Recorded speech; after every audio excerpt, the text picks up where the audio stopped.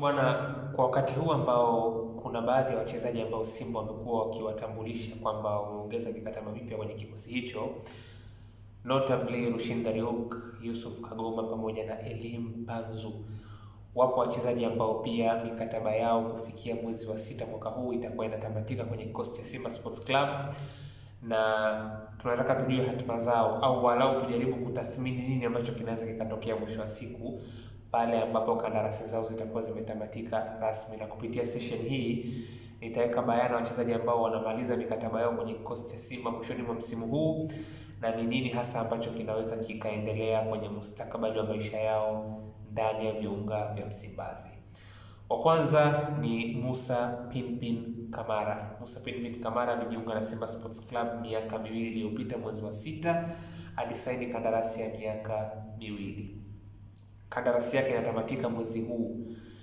Kandarasi yake kumradhi inatamatika mwaka huu mwezi wa 6.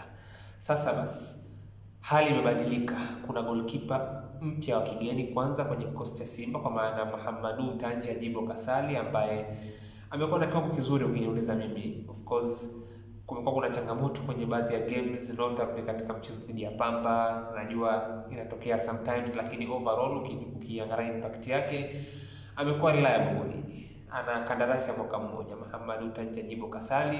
Sasa rais wa TFF Wallace Karia kabla ya msimu huu kuanza takriban mwezi wa 2 mwaka jana aliweka bayana kwamba kuna utaratibu ambao utabadilika mwisho wa siku kwamba timu za ligi kuu ya Tanzania hazitoruhusiwa kuwa na magolikipa wawili wa kigeni. Kwa hiyo highly likely hicho ni kitu ambacho kinafanya kazi hivi sasa, na hasa ukizingatia kwamba Musa Pinpin Kamara ametolewa kwenye mfumo, unaweza kuona kwamba kunaweza kuwa kuna changamoto mwisho wa siku ya yeye kuweza kuendelea kuwa na mustakabali ndani ya kikosi cha wekundu wa Msimbazi. Sasa hiyo itategemea, yani uwezekano wa kubaki yeye ni mdogo niseme. Inawezekana lakini ni mdogo kwa sababu ya sheria mpya iliyopo, lakini uhalisia wa goalkeeper ambaye amekuja pia ambao ukijaribu kumtizama mimi sioni kama kuna tofauti kubwa sana kiuwezo. Vipo vitu wanatofautiana, lakini ukiniuliza overall sidhani kama kuna mtu ambaye anaweza akawa na mashaka sana na uwepo wa Kasali mpaka sasa hivi. Na ni goalkeeper ambaye ukimwangalia inawezekana akaendelea kuimprove kutokana na muda jinsi ambavyo utakuwa unakwenda. Lakini kitu ambacho kinaweza kikao kinampa matumaini Musa Pinpin Kamara ni kwamba pengine Mahamadou Tanja Jibo Kasali ana mkataba wa mwaka mmoja ndani ya kikosi cha Simba. Kwa hiyo na yeye pia akifika mwezi wa 6 atakuwa na miezi 6 ambayo imebaki. Pengine anaweza kwenye nafasi ya kufanya mazungumzo sehemu nyingine, you never know. Hiyo inaweza ikawa ni njia ya kumfungulia mlango, lakini anything can happen. Musa Pinpin Kamara hatima yake haiko katika nafasi ambayo naweza nikasema ni nyeupe sana, lakini anything can happen. Wa pili ni Shomari Kapombe. Shomari Kapombe msimu huu ana kandarasi ya mwaka mmoja ambayo ndio inaendelea hivi sasa. Alisaini kandarasi ya mwaka mmoja mwishoni mwa msimu uliopita. Shomari Kapombe highly unlikely anaweza kuondoka. Na mchezaji ambaye anategemewa kuwepo mwisho wa siku, mimi naamini hata kama atafutiwa mtu wa kumuongezea nguvu kwenye upande wake. Hicho ni kitu ambacho Simba watajaribu kukiexplore kwenye dirisha kubwa, uwezekano wa kuleta beki mwingine wa kulia wa kimataifa.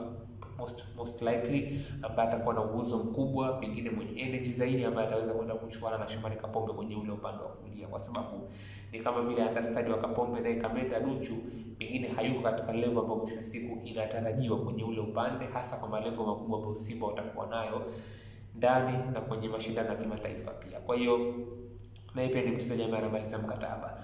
Mwingine ni Abdulrazak Hamza. Abdulrazak Hamza naye alisaini mkataba wa miaka miwili wakati anajiunga na Simba Juni 2024. Of course naye amekuwa ni mchezaji ambaye amekuwa akikabiliwa na majeraha ya kila hapa na pale. Situation yake nayo inaweza ikawa iko tricky, lakini ni mzawa. Mohamed Abdulrazak Hamza ni mzawa, kwa hiyo anything can happen kwake. Sasa mwisho wa siku mimi pia naweka bayana hivi ili na wewe pia utumie uwanja wa comment kuniambia mtazamo wako unaweza ukawa vipi kuhusu hawa wachezaji. Mchezaji mwingine ni Neo Maema. Neo Maema amesajiliwa na kikosi cha Simba msimu huu akitokea Mamelodi Sundowns ambako yuko kwa mkopo hivi sasa.